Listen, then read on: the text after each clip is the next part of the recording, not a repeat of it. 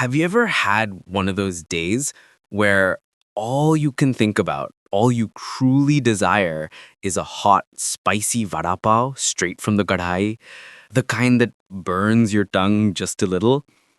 And then the very next day, that craving is gone, and you find yourself wanting something completely different, something refined maybe, like asparagus tempura sushi. It feels a bit chaotic, doesn't it? As if our desires are just random. But what if they are not? What if beneath the surface of simple hunger, there is a deeper logic at work? A kind of algorithm running inside of us. The things we want to eat are often an echo of what we feel inside. We all talk about comfort food, but think about it.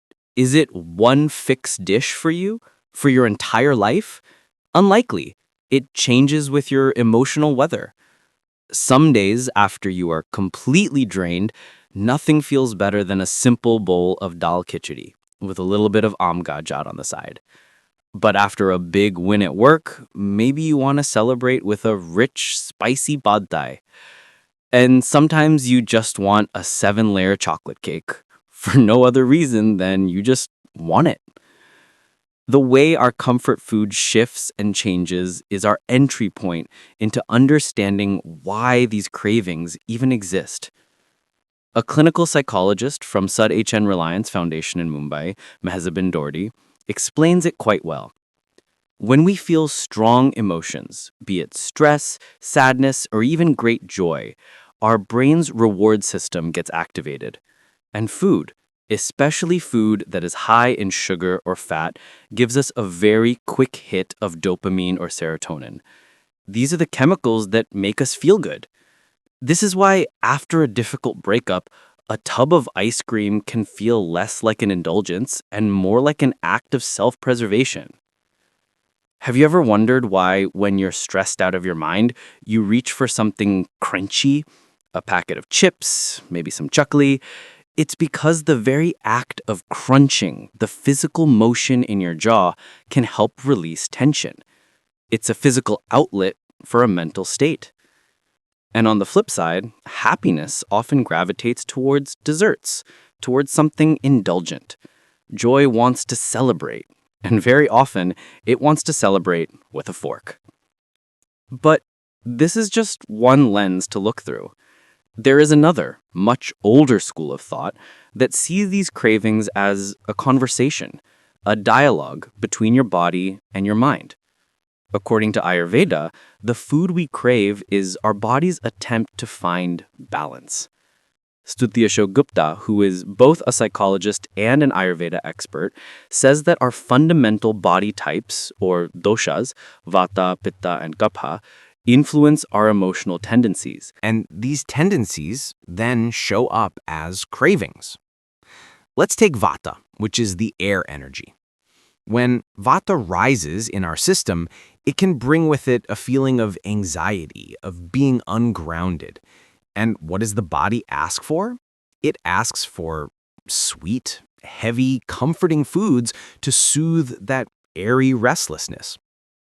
Then there is pitta, the fire energy. When pitta dominates, it can manifest as irritability, as anger. And what does the body crave then? It seeks out cooling foods, things that can temper that internal fire and restore a sense of calm. In a way, your craving for a particular dish might just be your body's intelligent attempt to reset itself. Nowhere does this link between our hormones, our emotions, and our food become clearer than across the menstrual cycle. It's a perfect example of these systems at work. In the days before a period, there's a dip in hormones like estrogen and serotonin. This can bring on irritability, low moods, and a very strong pull towards carbohydrates or spicy food. Ayurveda sees this as a vata imbalance, driving those cravings for something sweet or grounding. Then, during the period itself, appetite can swing wildly. It can be intense one moment and completely absent the next. This is seen as a time of pitta dominance, which is why simple, cooling foods can feel so appealing. Your body is trying to manage the heat and intensity of the process. After the period ends, indulgence can feel like a well-earned reward. The body feels more in balance, and it might encourage you to eat richer or heavier foods again.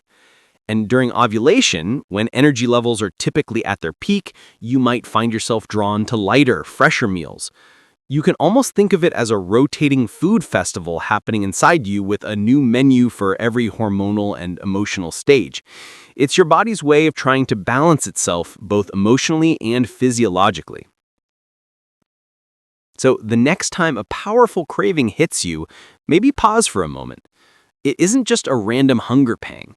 It could be your brain looking for a quick dose of happiness, or it could be your body in its ancient wisdom telling you it needs something sweet to feel grounded or something cooling to calm your inner fire. It is not a sign of weakness, it is a form of communication, a conversation that is always happening. We just need to learn how to listen.